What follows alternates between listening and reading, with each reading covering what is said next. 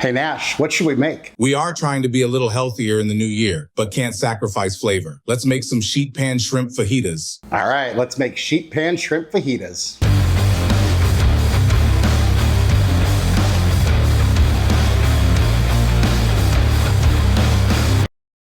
Welcome back to Chaos Kitchen, where we don't always make healthy things, but we always make delicious things. However, it's the new year, so I'm sure eating healthier, getting healthier, being healthier is probably high up on a lot of our lists, me included. So today we're gonna make something healthy without sacrificing delicious and making it easy too. So today we're gonna make sheet pan shrimp fajitas. They're gonna come together pretty quick. We're also gonna make a special salsa and a little bit of crema to go with it. It should be delicious. So hey, without further ado, let's go.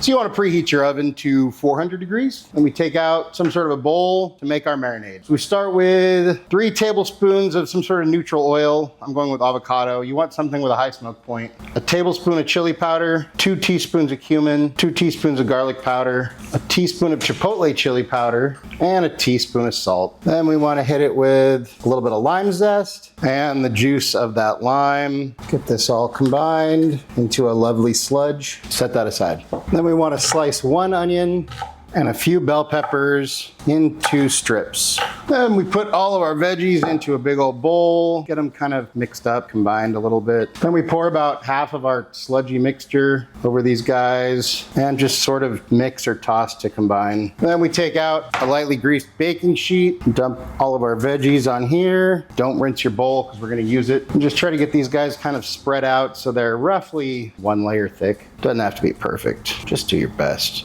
Do your best. You can do it. You can do it. You can do it. Then we're gonna put these guys into the oven for about 15 minutes. And while that's going down, we bring back our bowl, put in a pound of shrimp. These are peeled and deveined and tailless. No shrimp tails here. Haha, stupid.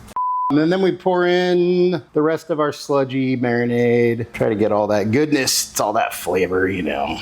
You know the drill. Then we get these guys all tossed up, all coated in that marinade. Use what's left over, stuck to the inside of the bowl. And then we set these guys aside. And while our veggies are cooking, we have a little time to prepare our accoutrement. Accoutrement, see, even the word is fun to say. First thing we're gonna do is make a salsa. Since my lovely sister and brother-in-law got me Rick Martinez's Salsa Daddy cookbook for Christmas, I pulled one out of there. So today we're gonna make besitos de kiwi, or kiwi kisses, which apparently pairs really well with seafood and shellfish. And since we're making shrimp, sounded good. So first we need to dice a quarter of a red onion.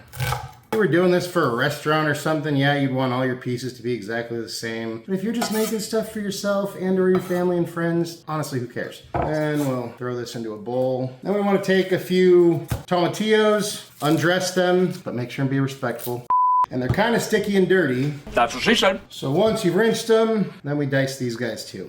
And then these go into the bowl as well. Then we take a few serranos, cut the tops off. And you could de-seed these if you want, but I'm not going to. So we're just gonna dice these guys up and into the bowl. And then we get to the star of the show, our kiwis. So I don't really know how to do this, but take the skin off. I remember hearing that kiwi skin is poisonous, but I think that's not true. I'm not sure, somebody fact check that. And then we just dice this guy, 3 of them. Yeah, I probably didn't even say that. So it was a quarter of an onion, 4 tomatillos, 3 kiwis. If someone knows an easier way to peel these, let me know. Hi-ho, it's in the bowl we go. Then we need to fine chop some basil, so I'm just gonna take all these guys, stack them up. It's like a Russian nesting doll. They get smaller and smaller. And I'm just gonna roll this up and then chop.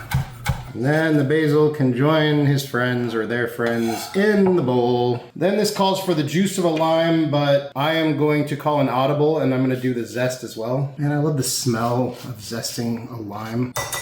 All right, so we got all our zest in there. And then we add the juice. And depending on how juicy your lime is, you might need 2. I think I'm gonna need 2. This is a rather disappointing lime, juice-wise. We'll just leave it there for now. Then we hit that guy with a decent pinch of kosher salt. Give this a stir. It smells freaking amazing. Of course, I made a huge mess, but hey, that's what I do every time. And then we just give it a little tasty.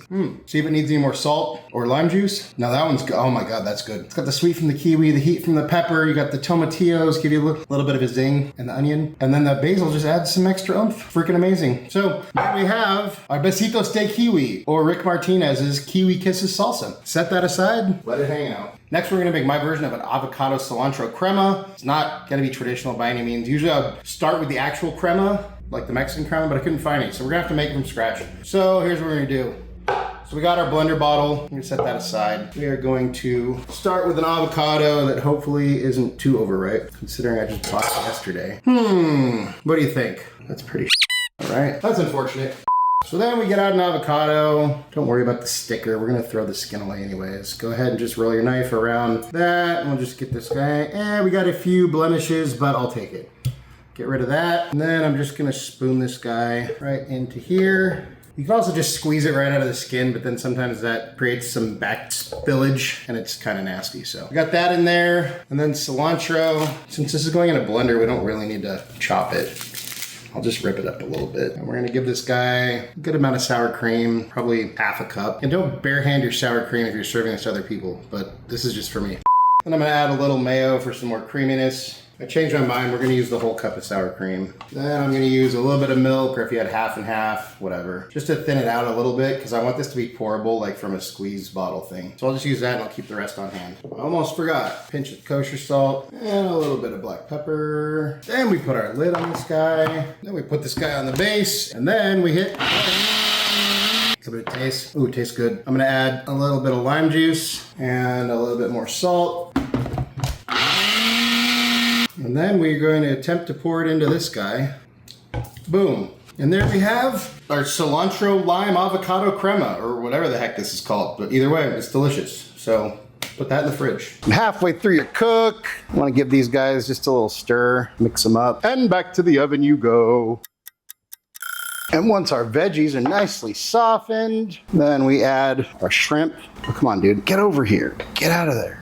Let me get these all kind of stirred in. Probably would have been better to place them one by one, but you know, whatever. Just kind of get everything stirred up. Stir it up. Stir it up. Then get everything back to where it's basically one layer thick. And then this whole deal goes back in the oven until the shrimp are cooked, so about 5 minutes. And once you guys are all cooked, take them out of the oven, and we hit them with a little bit more lime juice. While that's all cooling, get a little bit of fire. We can heat up some tortillas. I'm using corn, but if you prefer flour, go for flour. And there we have our sheet pan shrimp fajitas.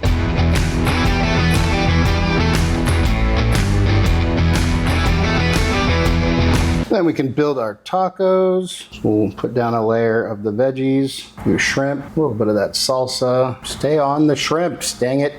A little bit of avocado, top it with our crema, and a little bit of cilantro for good measure. Except for you, Seasonite, I'm pretty sure you have that soap thing going on. It'll still be good without it. And it's time for a bite. Cheers.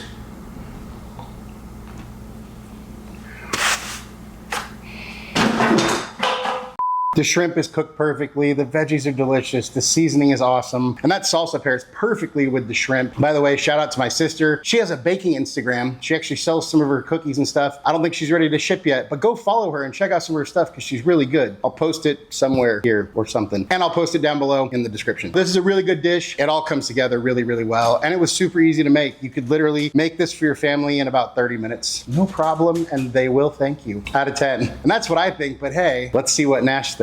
Hey bud, how you doing? I'm good, man. Just reached out to those AI dogs to see if they want a real dog on their podcast. Well, check it out. We made these sheet pan shrimp fajitas. And of course we have a dog friendly version just for you. Well, here you go.